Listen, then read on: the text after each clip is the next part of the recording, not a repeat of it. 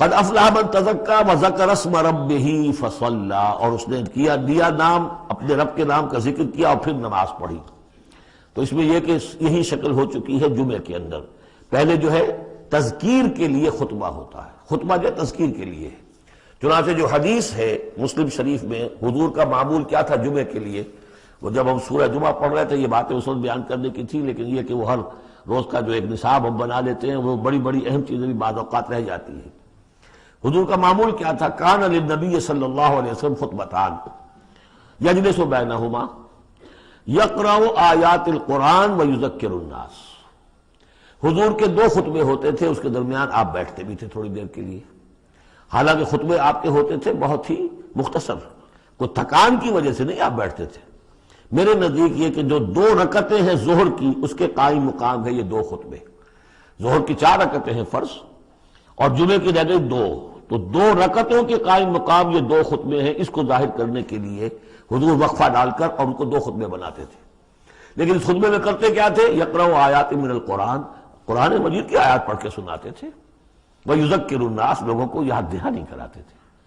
اور اس میں معاملہ کیا تھا؟ ازدل خیزت بردل ریزت، زبان کا حجاب تھا ہی نہیں۔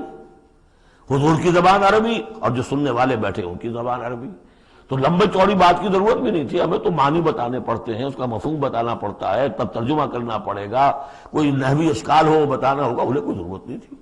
مختصر ترین خطبہ ہوتا تھا، اور اس میں تذکیر، یاد دہانی۔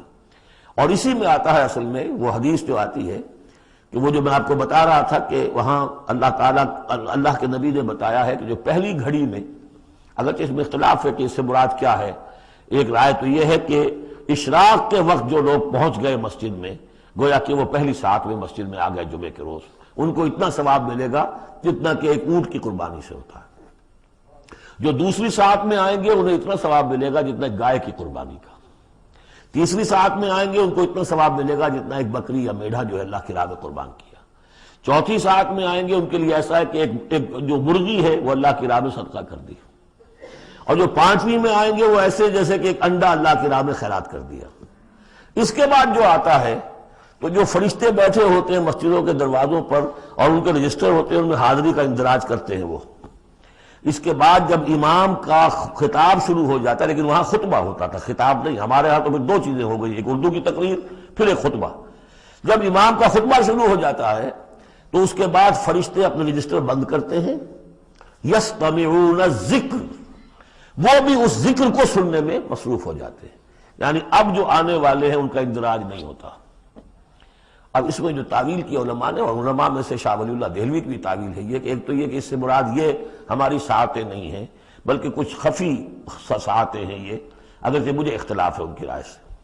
البتہ دوسری بات انہوں نے جو کہی ہے کہ اس میں جو اندراج نہیں ہوتا وہ اس معنی میں کہ فضیلت اب نہیں رہی، فضیلت گئی، فرض کی ادائیگی تو ہو جائے گی، چاہے خطبے کے دوران بھی آپ پہنچ گئے ہیں تب بھی جمعے کی فرض کی ادائیگی تو ہو جائے گی، لیکن فضیلت کا معاملہ دفتر فضیلت ہے جو فرشتے بند کرتے ہیں، اب آپ کا اندراج نہیں ہوگا جب امام نے خطبہ شروع کر دیا۔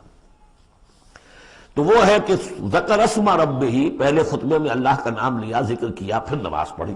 یہ ترتیب گویا کہ جمعے کے اندر ہو رہی ہے۔